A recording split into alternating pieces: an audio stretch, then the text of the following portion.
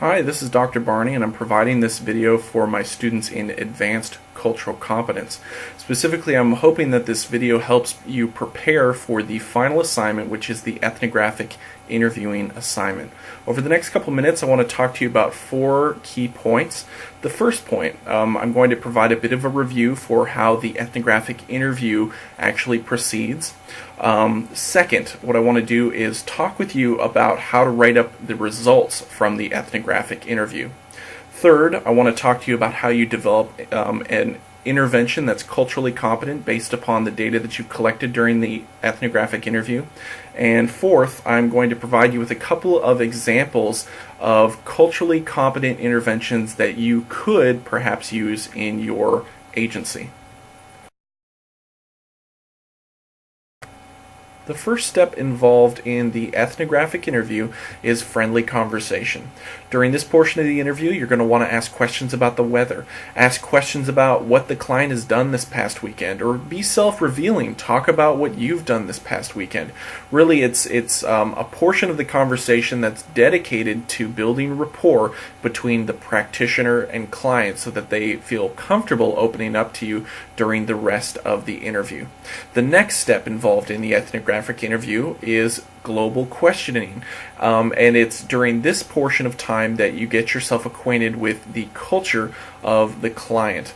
Ask questions of the client about their own personal spirituality. Ask questions about the importance of food and the important traditions that they have, perhaps surrounding food or perhaps surrounding their own spirituality.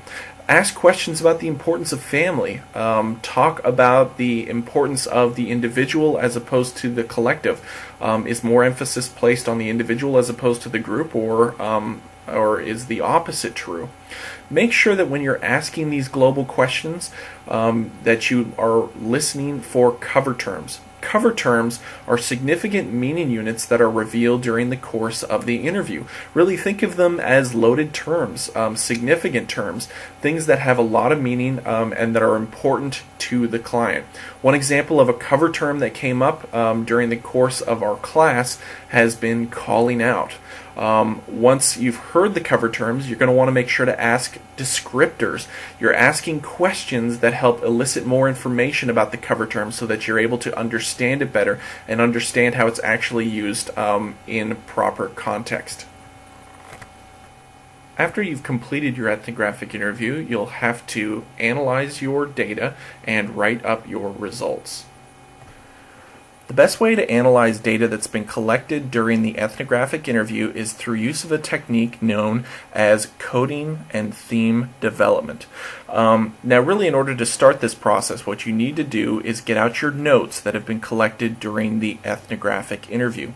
And what you want to do is review the interview transcripts or the notes and summarize in a word or two the essence of each statement that's been made. Now these summaries that you're providing, or these word or two essences, are referred to as codes.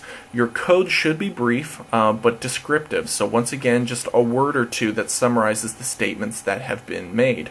Now cover terms that you've identified could be examples of codes, but as you collect codes and as you analyze the data and identify codes, you're going to want to go much further beyond just the use of cover terms and help summarize every significant statement that's been made by the client during the process of the interview. Let's take a moment to work through an example that we've gone over previously in class. What you'll see before you is an interview transcript. We read in the first statement, Maria saying, "We did my quinceanera here in the armory."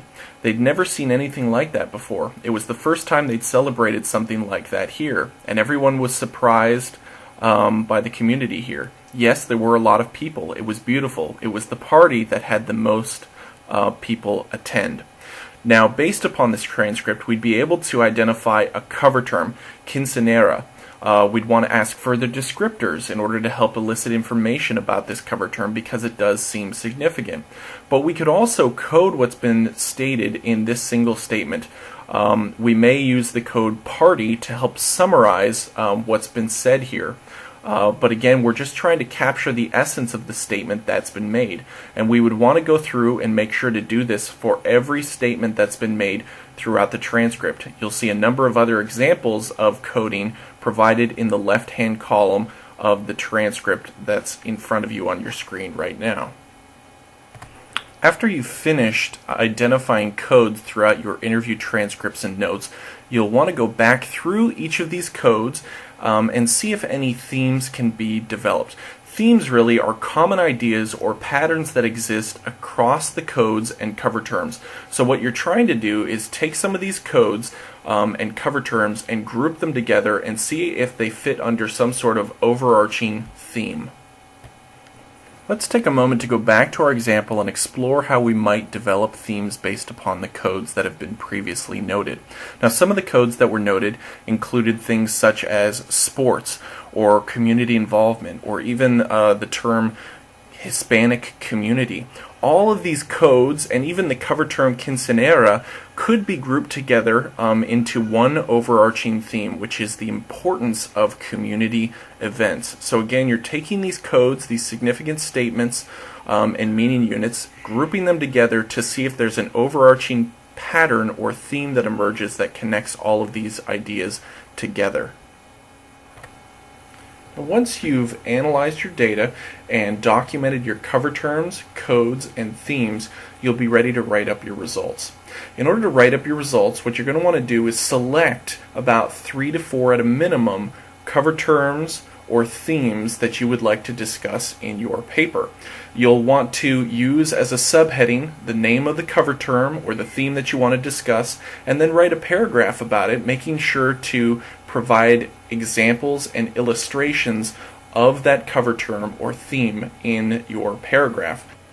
Once the practitioner has identified significant cover terms and themes during the ethnographic interview, he or she will be able to develop culturally competent interventions. There are 3 options available to the practitioner who wishes to develop a culturally competent intervention. The first involves identifying existing evidence-based practice interventions that have already been developed for use among the diverse population. Sometimes these can be difficult to find, however, and they're not often configured to the diversity that has been explored and identified during the ethnographic interview. Second option that's available is to adapt existing programs that are already at use at the agency that you work for. This is definitely a cheaper option, it's less time consuming, and it builds on existing knowledge and use at the local agency. You may also find that other practitioners at your agency are much more willing to allow you to use these types of interventions because it doesn't involve utilizing completely new interventions or new evidence-based practices. The third option that's available to the practitioner involves developing an entirely new program or intervention that's completely different from anything found already in the existing evidence-based practice literature and very different from anything that's being used currently at your agency. Now, despite the method that you choose to develop a culturally competent intervention, there are a few things that you need to keep in mind. First, you should always start with a review of the literature to see what existing evidence-based practices exist to address the problem faced by your particular client in their particular cultural situation. So that's the first thing you should be doing. Even if you choose not to use that existing evidence-based practice strategy, you should make sure to note that as part of your paper and make sure to document why you chose not to use that existing evidence-based practice strategy. The second thing you need to keep in mind is that each of the cover terms and themes that you've identified as being significant need to somehow be represented in the intervention that you're utilizing with the client group. So if you've identified the importance of family as part of your intervention, as well as the importance of community involvement in events and these sort of things, then you need to make sure that both of those themes and variables are represented in the intervention that you have chosen to implement with your client group.